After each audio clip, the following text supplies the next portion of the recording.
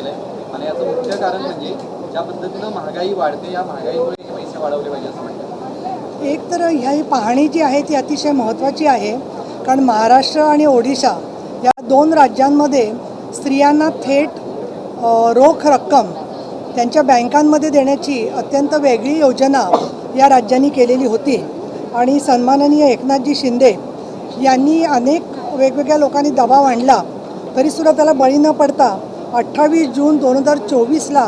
या योजनेला मान्यता दिलेली होती।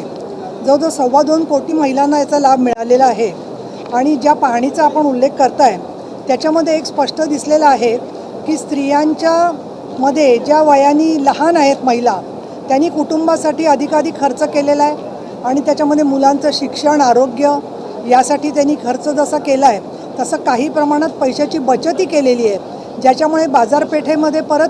काही वस्तू विकत घेण्याची त्यांची शक्ती क्रयशक्ती वाढलेली आहे। त्याचबरोबर ही मोफत पैसे लाटण्याची योजना हे जे म्हणतात त्या संदर्भामध्ये आपल्याला चित्र दिसतं आहे की वेगवेगळ्या ठिकाणच्या ज्या महिला आहेत त्यांनी आर्थिक सक्षमीकरणाच्या बरोबर समाजामध्ये त्यांची प्रतिष्ठा देखील वाढलेली आहे आणि विशेष म्हणजे महागाईच्या प्रमाणामध्ये हे लाडक्या बहिणींचे पैसे वाढवावेत अशी केंद्र सरकारच्या या अभ्यास कमिटीने जी सुधारणा केलेली आहे, सूचना केलेली आहे ती अतिशय महत्त्वाची आहे। कारण अनेक बघतोय आपण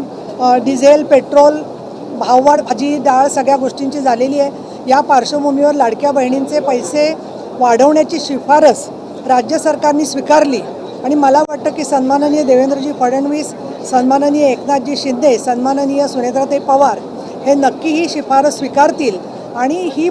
योजना किती उपयोगाची आहे याची माहिती झाल्यावर या योजनेचे विरोधक आहेत आणि त्याला काही लोक भीक म्हणत होते, कोणी लाच म्हणत होते, पण ही महिलांची आर्थिक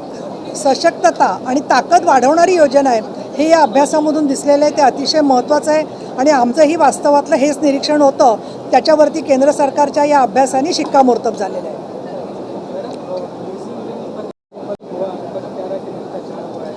नाही आता याच्यावरती तर काल मेघना बोर्डीकर तसंच सन्माननीय मुख्यमंत्री यांनी बरीचशी उत्तरं दिलेली आहेत। आता त्याच्याबदला एका बाजूची वाहतूक आहे ती सुद्धा सुरू झालेली आहे। त्यामुळे मला असं वाटतं की अशा वेगवेगळ्या ज्या योजना होतात, बघा तुम्ही छत्रपती शिवाजी महाराजांचं स्मारक अरबी समुद्रामध्ये उभं करू असं काँग्रेस आणि राष्ट्रवादी काँग्रेसच्या सरकारने 2002 पासून सातत्याने सांगितलं होतं, पण ना ते स्मारक उभं राहिलं ना कुठलीच गोष्ट झाली, उलट त्या ठिकाणी ती जागा चुकीची होती हे समोर आलेलं आहे। त्यामुळे अशी नामुष्की कधीही महायुती सरकारवर आलेली नाही आहे। नैसर्गिक आपत्तीचं राजकारण कोणी करू नये असं माझं आवाहन आहे। हिंदी में लाड़की बहन योजना को लेकर जिस तरह से प्रधानमंत्री ऑफिस ओडिशा और महाराष्ट्र ये दो राज्यों में जो महिलाओं को लाडली बहन जो योजना थी उसके बारे में केंद्र सरकार के कमेटी ने अभ्यास किया है और उसमें सामने आया है कि ये महिलाएं इसके पैसे का अपव्यय करती है, ठीक तरीके से खर्चा नहीं करती है। वो जो एक बहुत गलत फहमी थी उस पर उन्होंने अच्छा प्रकाश डाला है और ये स्पष्ट हो रहा है कि महिला परिवार की जो बहुत महत्वपूर्ण चीज़ें हैं, जैसे कि बच्चों की पढ़ाई है, लड़कियों की पढ़ाई है, कोई बीमार है, इस तरीके से खुद की ज़िंदगी में सुधार लाने के लिए उन्होंने उस पैसे का इस्तेमाल किया है। और जितनी उम्र में छोटी महिला है जिन पर जिम्मेदारी है छोटे बच्चों की, उनका ज़्यादा पैसा खर्चे में आया है, लेकिन इनको देखते हुए भी बैंक में भी इन्होंने पैसा रखा है कि जिससे वो बैंक से उनको इंटरेस्ट भी मिल रहा है और मुसीबत में वो पैसे का उनको आधार भी मिल रहा है। तो ये जो स्टडी सामने आया है, तो ये जो हमेशा आलोचना की जाती थी कि ये एक लाच है, ये भीख है, उस तरह के नहीं है। महिलाओं का आत्मसम्मान और उनकी आर्थिक सक्षमता बढ़ाने में, उनकी ज़िंदगी और अच्छी बनाने में काम हुआ है। इसको नज़र में सामने रखते हुए उनकी ये भी सिफारिश रही है कि महंगाई के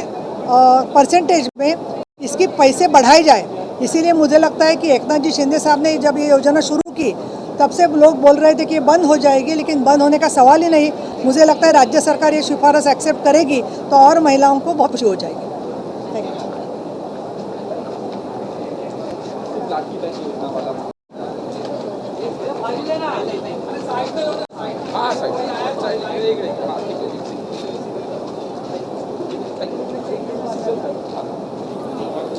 योजना के पैसे बढ़ाने